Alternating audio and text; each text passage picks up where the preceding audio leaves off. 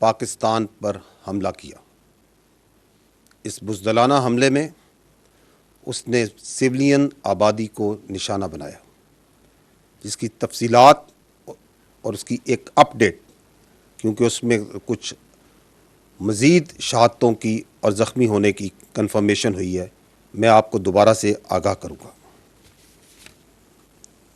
اب تک 6 مقامات پر جو حملے ہوئے، ان میں 26 معصوم سویلینز شہید ہو چکے ہیں اور 46 انجرڈ ہیں۔ I will repeat, at 6 locations where the Indians attacked last night,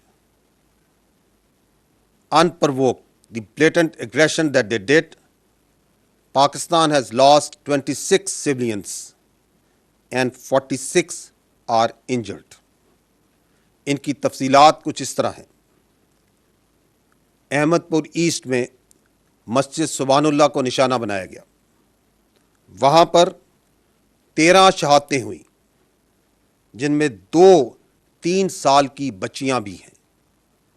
اس کے علاوہ 7 خواتین اور 4 مرد ہیں۔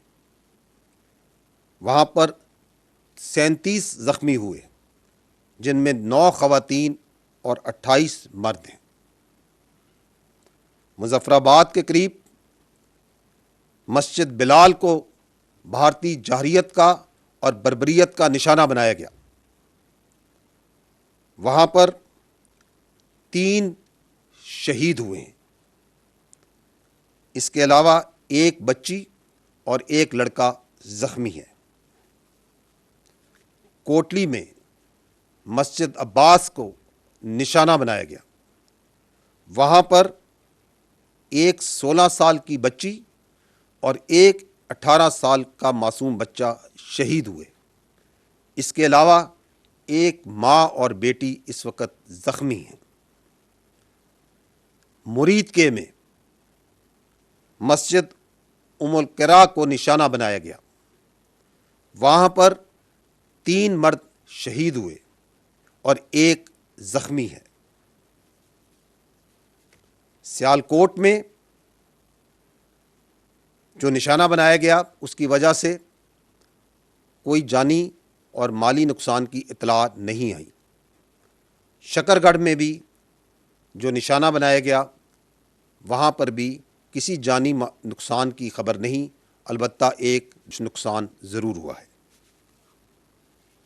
رات سے جاری لائن آف کنٹرول پہ جو وائلیشنز بلا اشتعال فائرنگ جو بھارت کر رہا ہے، جو اٹرلی کی فائرنگ کی جا رہی ہے، اس میں اب تک 5 معصوم سویلینز شہید ہو چکے ہیں، جس میں ایک 5 سال کا بچہ بھی شامل ہے۔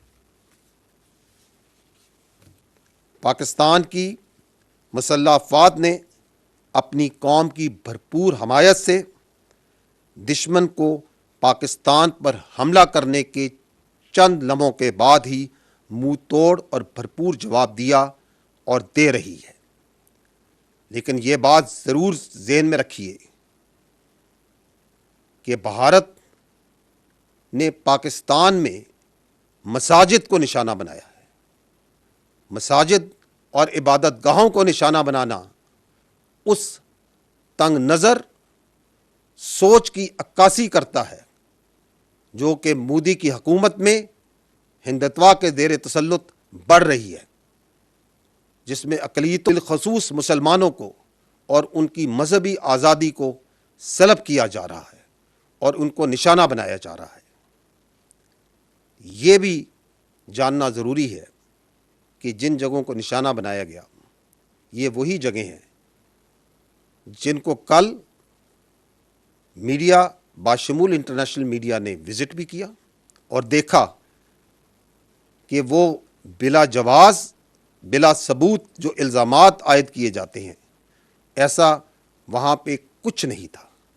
صرف معصوم لوگ، سویلینز اور بچے وہاں پہ موجود تھے، فیملیز وہاں پہ موجود تھیں۔ اور مرید کے اور بہاولپور کا میڈیا باشمول انٹرنیشنل میڈیا کا آج کا وزٹ پہلے سے پلان اور طے شدہ تھا۔ اگر میں رسپانس کی بات کروں تو اب تک افواج پاکستان نے دشمن کی جارحیت کے جواب میں اور اپنے دفاع میں دشمن کے 5 طیارے اور 1 کامبیٹ ڈرون جو پاکستان پر حملہ آور ہوئے تھے ان کو مار گرایا ہے۔ حملہ آور گرائے جانے والوں میں بھارتی فضائیہ کے جنگی طیاروں میں 3 رافیل، 1 MiG 29 اور 1 SU طیارہ شامل ہے۔ اس کے علاوہ ایک ہیرون کامبیٹ ڈرون بھی اس میں شامل ہے۔ یہ جو فضائی ایسٹس گرائے گئے یہ جنرل ایریا بھٹنڈا میں، جموں میں 2 اونتی پور کے علاقے میں، 1 اخنور اور 1 سری نگر کے علاقے میں مار گرایا گیا۔ یہ بتانا انتہائی ضروری ہے کہ پاکستان ایئر فورس نے ان طیاروں کو اس وقت گرایا جب انہوں نے پاکستان کے اوپر حملہ کیا۔ After they have released their weapons, only after that they were engaged and shot at. Once they have taken on the unprovoked, uncalled for aggression against the state, the territorial integrity and the innocent people of Pakistan by firing at them through standoff weapons, only after that Pakistan Air Force and these armed forces engaged them and took them down.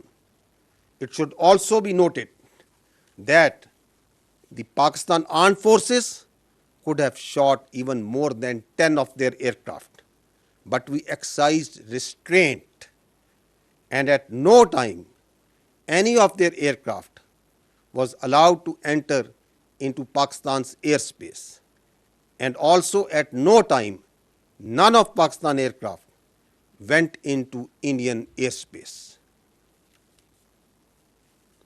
یہ بھی جاننا ضروری ہے کہ الحمدللہ پاکستان فضائیہ کے تمام طیارے، تمام ایسٹس مکمل طور پر محفوظ ہیں۔ اس فضائی جنگ کے علاوہ دشمن نے لائن آف کنٹرول اور ورکنگ باؤنڈری پر بلا اشتعال گولہ باری اور سیز فائر وائلیشنز شروع کی، جس کا پاکستانی فوج نے دندان شکن جواب دیا اور اس کی متعدد پوسٹوں کو تباہ کیا۔ ان پوسٹوں میں سے، ان انگیجمنٹس میں سے صرف چند ایک کی ویڈیوز میں آپ کے سامنے پیش کروں گا۔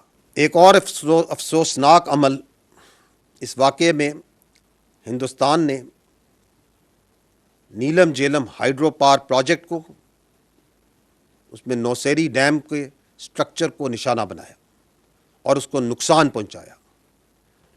ہائیڈرو سٹرکچرز کو نشانہ بنانا ایک ناقابل قبول اور خطرناک ایسکیلیشن ہے۔ کیا ہندوستان پاکستان کے عوام کے پانی کو نقصان پہنچانا چاہتا ہے؟ کیا وہ جانتا ہے کہ اس کے کیا کانسیکوینسز ہوں گے؟ اس کا کیا مطلب ہے؟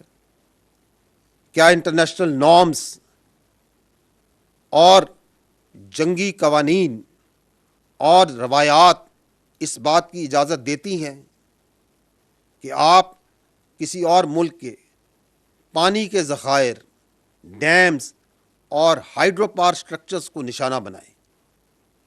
ایک اور خطرناک اور ناقابل قبول عمل جو کہ کل رات کو ہوا، وہ بھارت نے جب یہ بزدلانہ کارروائی کی تو اس وقت بہت سی نیشنل اور انٹرنیشنل فلائٹس پاکستان کی ایئر اسپیس میں موجود تھیں، and thousands of civilian passengers' lives were put in grave danger. At that time, there were 57 international flights that were operating inside Pakistan airspace. The consequences of any of them being hit perhaps didn't even cross the minds of those who were undertaking these aggression, this senseless aggression that they did yesterday.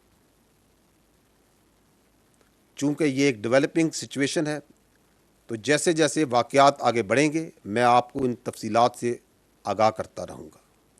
میں یہ کہنا چاہوں گا کہ بھارت نے پاکستان کے خلاف جو جارحیت کی ہے اب پاکستان کی جانب سے اس جارحیت کا اس ایگریشن کا بھرپور جواب دیا جا رہا ہے اور دیا جاتا رہے گا.